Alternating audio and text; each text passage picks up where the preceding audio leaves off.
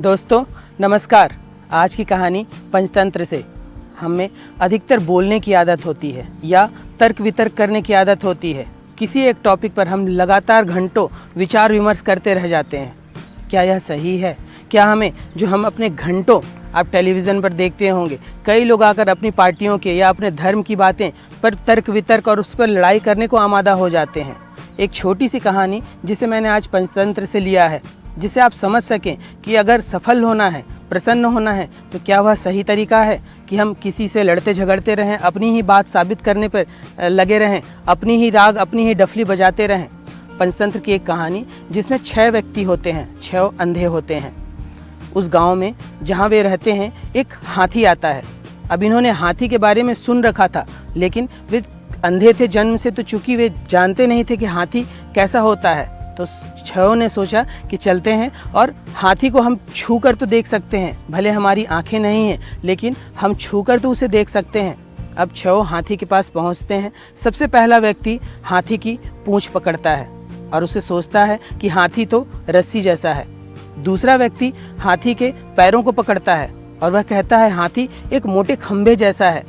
तीसरा हाथी के पेट को पकड़ता है और बोलता है यह कोई दीवार जैसी चीज होती है। चौथा हाथी की सूंड को पकड़ता है और बोलता है यह कोई मोटा पाइप है। पांचवा हाथी के कान को पकड़ता है और बोलता है यह कोई इसी बड़े पंखे जैसा है। छठे व्यक्ति के हाथ में हाथी की दांत आती है और वह बोलता है कि हाथी तो एक कठोर नली जैसा है। अब यह 6 व्यक्ति अपनी बात लागू करने पे तुले रहते हैं। 6 में लड़ाई झगड़ा चालू होता है, तर्क वितर्क चालू होता है और वह स्थिति मारपीट तक पहुंच जाती है। 6 आपस में मारपीट कर रहे होते हैं। तभी वहाँ एक बुद्धिमान व्यक्ति आता है और वह देखता है कि ये लोग लड़ाई कर रहे हैं, तो पूछता है कि बात क्या है, तुम लोग आपस में लड़ क्यों रहे हो? 6 व्यक्ति में से एक व्यक्ति बोलता है कि हमारी इस बात पर लड़ाई हो रही है कि हाथी कैसा होता है। वह बुद्धिमान व्यक्ति फिर उनको समझाता है कि आप 6 सही हो, लेकिन अपने अपने दृष्टिकोण से आपने उस हाथी को देखा है, जबकि हाथी इन सब का मिला जुला रूप है। यह छोटी सी कहानी, लेकिन यह हर जगह पर लागू होती है।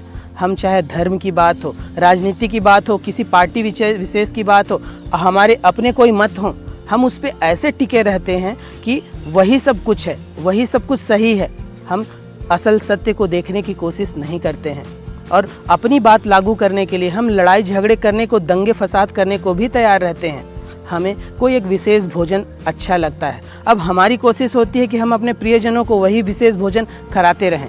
हमें कोई एक विशेष चलचित्र पसंद होता है, अब हमारी कोशिश होती है कि ज़बरदस्ती अपने लोगों को बैठा कर हम उन चीज़ों को दिखाते हैं। या फिर हमारी धार्मिक कट्टरता, जिसके लिए तो हमारे देश में कितने दंगे हो गए हैं। क्या यही दृष्टिकोण नहीं है? क्या आपके हाथ में हाथी की पूंछ तो नहीं आ गई है और असल हाथी को आप देखने से चूक जा रहे हो? क्या धर्म वास्तव में लड़ाई झगड़े की चीज़ है या धर्म हमारे जीवन को सुधारने की चीज़ है? आपको इस तथ्य को समझना होगा। छोटी सी कहानी से एक चीज़ समझनी होगी कि कहीं हाथी बहुत विराट है, असल सत्य बहुत विराट है, लेकिन हमारा दृष्टिकोण तो छोटा नहीं हो रहा है। हमारी चीज़ों, हमारी लोगों को या अन्य चीज़ों को देखने का जो नज़रिया है वह तो छोटा नहीं हो जा रहा है। तो अपने दृष्टिकोण को बड़ा रखें, विस्तृत रखें, ताकि आप चीज़ों को सही ढंग से समझ पाएं और अपने जीवन को रूपांतरित कर सकें। और विचार विमर्श, तर्क वितर्क ये सफल लोग नहीं करते। जो असफल लोग होते हैं, चना जब थोथा होता है तो वह ज़्यादा बचता है। सफल लोग मौन होते हैं, चुपचाप अपना काम करते हैं और सफल होकर निकल जाते हैं। वहीं पे जो लोग निठल्ले होते हैं, जिनके पास कोई काम धाम नहीं होता, वे घंटों एक छोटी सी घटना या बातों पर विचार विमर्श, तर्क वितर्क, उसका निष्कर्ष निकालने पे तुले होते हैं। तो क्या आप सफल होना चाहते हैं? तो केवल और केवल अपने काम में डूबना सीखिए। जब आप अपने काम में पूर्ण रूप से डूब जाएंगे, तब आपको सफल होने से कोई भी नहीं रोक सकता। फिर मैं एक बार कहूँगा कि कहीं आपके हाथ में हाथी की पूंछ तो बस नहीं आ गई है और पूरे हाथी को पाने से आप चूक तो नहीं जा रहे हैं।